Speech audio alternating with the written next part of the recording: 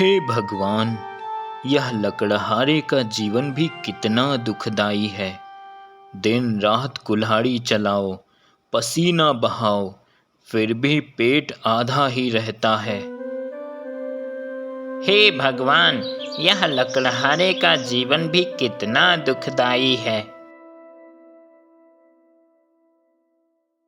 अरे, ये कौन मेरी नकल कर रहा है?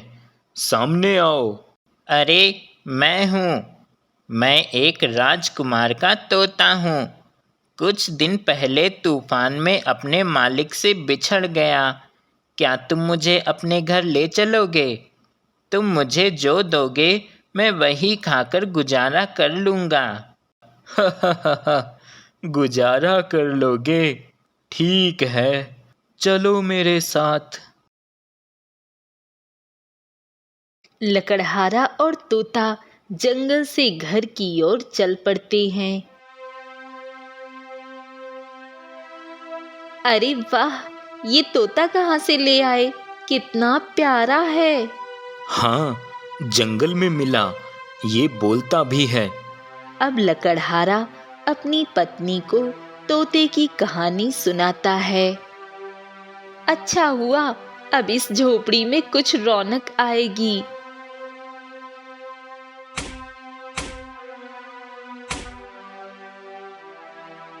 ओह तोता, मुझे बहुत प्यास लगी है। पानी नहीं है, लगता है मर ही जाऊंगा। मालिक, चिंता ना करें, मैं आसपास कोई तालाब ढूंढता हूँ। तोता उड़ता है और कुछ देर बाद वापस आता है। मालिक, पास में एक तालाब है, मेरे साथ चलिए। क्या? सच में? चलो, जल्दी चलो। दोनों तालाब की ओर जाते हैं। लकड़हारा पानी पीता है और फिर लकड़ी का गट्टा उठाकर घर की ओर चल पड़ता है। हे भगवान, कब तक ये लकड़ी काटकर आधा पेट सोना पड़ेगा? काश कोई चमत्कार हो, मैं गांव का सबसे अमीर आदमी बन जाऊं। अजी, जो मिलता है उसी में गुजारा हो जाता है। ज्यादा लालच ठीक नहीं। नहीं भाग्यवान, क्या तुम्हें अच्छे पकवान, बड़े घर और गहने नहीं चाहिए? मुझे तुम्हारा साथ चाहिए बस। चलो, अब सो जाओ। सुबह बाजार जाकर लकड़ियां बेचने भी जाना है तुम्हें। हाँ, अब सो ही जाता हूँ। चल मेरे तोते, बाजार चलते हैं।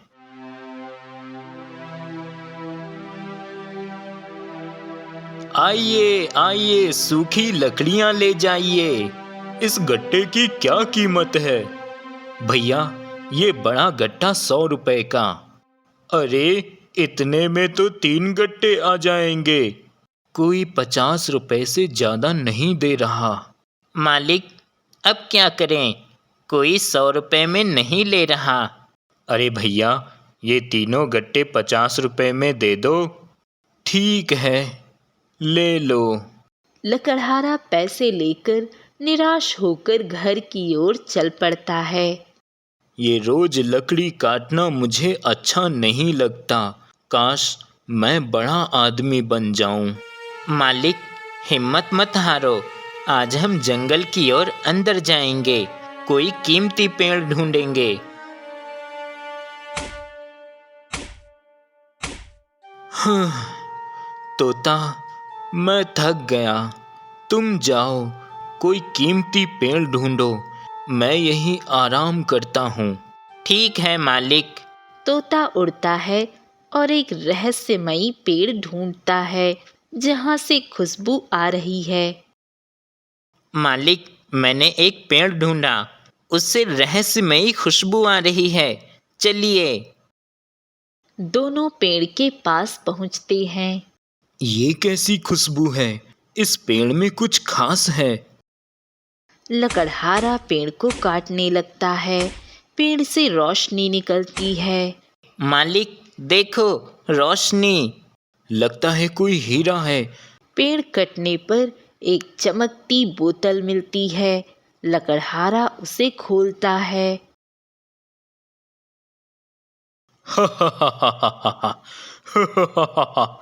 जो हुक्म मेरे आका, मैं तुम्हारा गुलाम हूँ। तुम मुझसे 3 ख्वाहिशें मांग सकते हो। क्या 3 ख्वाहिशें?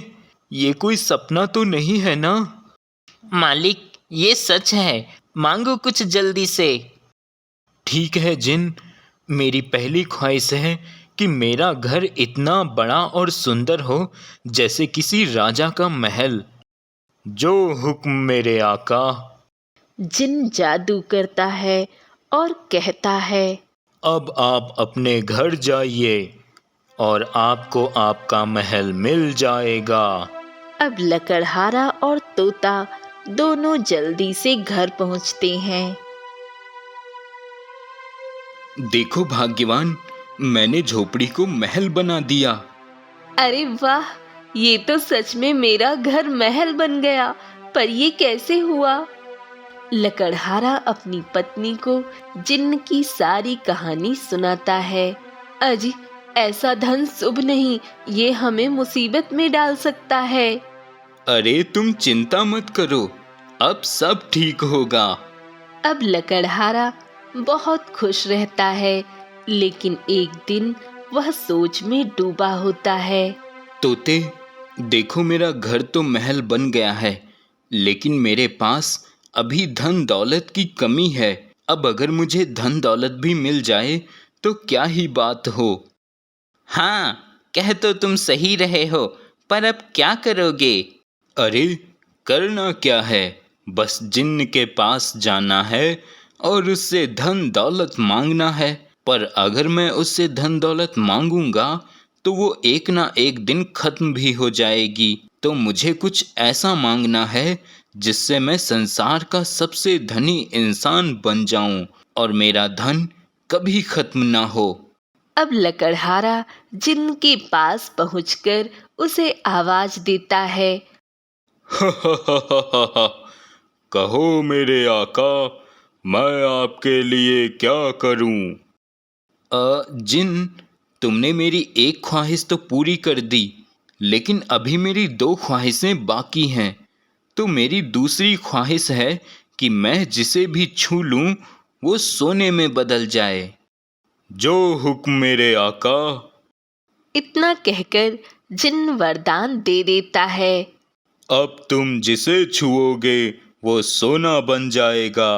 तुम्हारी एक ख्वाहिश अभी बाकी है, बताओ अब तुम्हारी तीसरी ख्वाहिश क्या है? मैं वो भी पूरी कर दूंगा। नहीं नहीं जिन, आखिरी ख्वाहिश बाद में मांगूंगा। जो हुक्म मेरे आका। इतना कहकर जिन्न गायब हो जाता है और लकड़हारा भी अपने घर वापस लौट आता है। अब तो मैं इतना धनवान बन जाऊंगा कि मुझसे ज्यादा धनवान कोई भी नहीं होगा। चलो अब कुछ खा लेता हूँ, बहुत तेज भूख लगी है। लकड़हारा अपनी पत्नी को आवाज देता है। भाग्यवान, अरे भाग्यवान, खाना ले आओ, मुझे बहुत भूख लगी है। पत्नी खाना लाती है। लकड़हारा जैसे ही थाली छूता है वह सोने में बदल जाती है। अरे ये क्या हुआ? लकड़हारा अपनी पत्नी को सारी बात बताता है। ये कैसा वरदान है? अब तुम अपने बच्चों को भी नहीं छू सकते और अब तुम जिस भी चीज को हाथ लगाओगे वह सोने का बन जाएगा। इससे तो सब सर्वनाश हो जाएगा। पत्नी ये सब सोचकर बेहोश होकर वहीं गिर जाती है। तभी लकड़हारा उसे संभालने जाता है और वह भी सोने की मूर्ति बन जाती है। और ये सब देखकर उसका बच्चा भी वहां आकर पिता को छूने जाता है और वह भी सोने की मूर्ति बन जाता है। हे भगवान, ये सब मैंने क्या कर दिया? सबसे बड़ा धनवान बनने के चक्कर में मैंने अपनी बीवी बच्चों को ही खो दिया। अब मैं क्या करूं? मालिक, हमें जिन के पास जाना चाहिए, शायद कोई उपाय मिले। अब वह दोनों जिन के पास जाते हैं और लकड़हारा जिन को आवाज देता है। जो हुक्म मेरे आका, मुझे बताओ, अब तुम क्या मांगना चाहते हो? जिन, मैंने बहुत बड़ी भूल कर दी है। मैं लालच में आकर सिर्फ धन के बारे में सोचा, लेकिन उस धन का क्या करूं जब मेरा परिवार ही ना बचे। जिन, तुम मेरी तीसरी ख्वाहिश पूरी कर दो जल्दी से। और मेरी तीसरी ख्वाहिश है कि मैं जिसे छूं वो सोने का ना बने, और मैंने अभी तक जो भी छूकर सोने का बनाया है वो सब पुनः वापस अपने वास्तविक रूप में आ जाए। आका, मैं दिया हुआ वरदान वापस ले सकता हूँ, पर जो सोना बन गया है उसे वापस ठीक नहीं कर सकता हूँ। बताओ, मैं आखिरी ख्वाहिश पूरी करूँ? लकड़हारा सोच समझकर हाँ बोल देता है। अब तुम चाहे किसी को भी छू सकोगे, वो सोना नहीं बनेगा। इतना कहकर जिन गायब हो जाता है। लकड़हारा और तोता वापस अपने घर की ओर आने लगते हैं कि तभी रास्ते में उसे एक चिड़िया दिखाई देती है जो रो रही होती है, और तोता उसकी बात समझ जाता है। अरे मालिक, मेरी बात सुनिए। देखो, वो चिड़िया बहुत रो रही है। उसके बच्चे को कुछ हो गया है। चलो चल के देखते हैं। वह दोनों उस चिड़िया के पास जाते हैं। चिड़िया बहन, तुम्हारे बच्चे को क्या हुआ है? तुम क्यों रो रही हो? तोता, मेरे बच्चे को 2 दिन से न जाने क्या हुआ है। वो कुछ खा पी नहीं रहा है, बस चुपचाप पड़ा रहता है। न जाने क्या हो गया है मेरे बच्चे को। तो क्या इसको ठीक करने का कोई उपाय नहीं है क्या? उपाय तो है, लेकिन मैं अगर इसे छोड़कर जाऊंगी तो कोई बड़ा पक्षी आकर इसे उठा ले जाएगा। इसलिए मैं असहाय हूँ, मैं कुछ भी नहीं कर सकती। तो तुम मुझे बताओ, क्या उपाय है? शायद मैं तुम्हारी कुछ मदद कर सकूं। तोता, इसी रास्ते पर आगे एक गुफा के अंदर एक जादुई दिव्य कुआं है, जिसका पानी पड़ते ही ये पुनः ठीक हो जाएगा। क्या तुम वो पानी लाकर मुझे दे सकते हो? तोता ये सारी बात लकड़हारे को बताता है। तोते, मैं जरूर उस कुएं का पानी लाकर इस चिड़िया के बच्चे को बचाऊंगा। मैं अपने बच्चे को तो ना बचा सका, पर मैं इस चिड़िया के बच्चे को जरूर बचाऊंगा। अब वह दोनों उसी गुफा की ओर चले जाते हैं। मालिक, ये जादुई कुआं है। इस पानी से हो सकता है आपकी पत्नी और बच्चा भी पुनः ठीक हो जाए। तो क्यों ना थोड़ा पानी अपने लिए भी ले लेना। अब लकड़हारा वैसा ही करता है। थोड़ा ज्यादा पानी लेकर वहां से लौट आता है और चिड़िया के बच्चे पे पानी डालकर उसे बचा लेता है। तुम दोनों का बहुत बहुत धन्यवाद। अब वह दोनों वापस अपने घर लौटते हैं और देखते हैं कि उसका वही पुराना घर है, जिसमें उसकी पत्नी और बच्चा दोनों सोने के बने हुए हैं। अब लकड़हारा जल्दी से उन दोनों पर वही जादुई पानी डाल देता है। पिताजी, पिताजी, माँ, ये सब क्या हो गया था? कुछ नहीं मेरे बच्चे, बस ये समझ ले, बस एक बुरा सपना था, पर अब सब ठीक है। मैंने आपसे कहा था ना कि ये सब ठीक नहीं है।